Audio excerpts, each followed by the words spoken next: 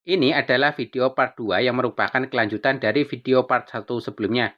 Sebelum menonton video part 2 ini, silahkan bisa menonton video part 1 sebelumnya. Singkat cerita, di bagian menuju akhir novel, ternyata itu bagian dari rencana Urahara Kisuke yang meminta kepada Yukio seolah-olah Yukio menculik Urahara. Tentu Tokinada tidak menduga hal tersebut.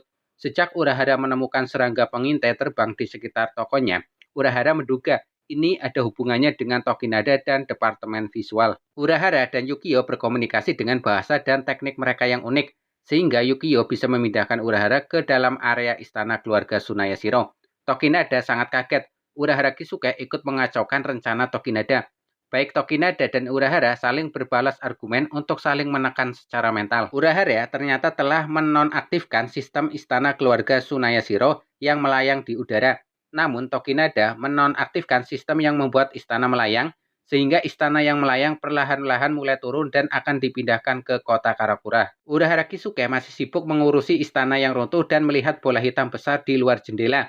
Tekanan reaksi yang dirasakan, ekspresi Urahara menjadi serius dan mengatakan bahwa ternyata itu adalah bangkai milik Hisagi dan ada sesuatu yang menakutkan dari bangkai Hisagi. Urahara menciptakan garganta super besar di bawah istana Kyogoku yang runtuh dan menelan istana tersebut.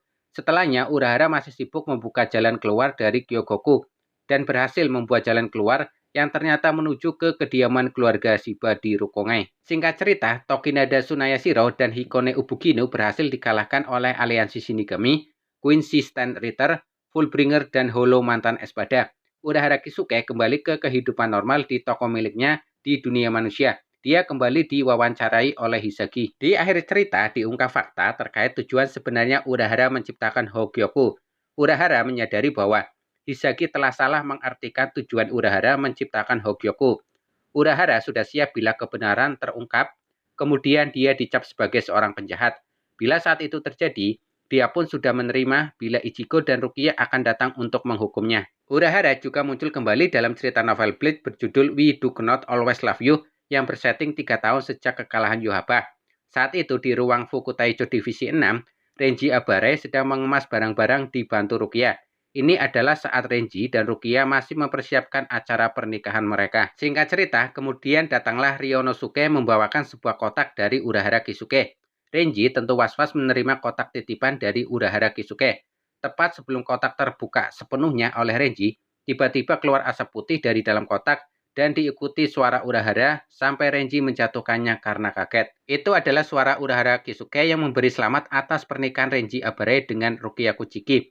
Tiba-tiba asap putih lenyap dan kotak itu terbuka. Muncullah hadiah spesial dari toko Urahara Kisuke. Hadiahnya berupa 8 pasak merah dan 8 pasak biru seukuran telapak tangan.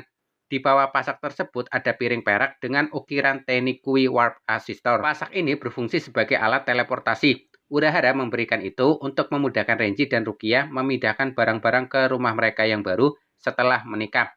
Sebenarnya alat ini diciptakan Urahara ketika menjabat Kapten Divisi 12, namun dilarang digunakan oleh Shotaicho Yamamoto, takut musuh menggunakannya untuk menyerang Soul Society. Jadi gunakan secara diam-diam. Namun menurut Urahara, ternyata Kapten Mayuri Kurosuchi sudah menggunakan alat seperti ini dan memasangnya di seluruh Sairete. Bahkan Nemu Fukutaicho menggunakan alat ini untuk pergi ke markas mereka.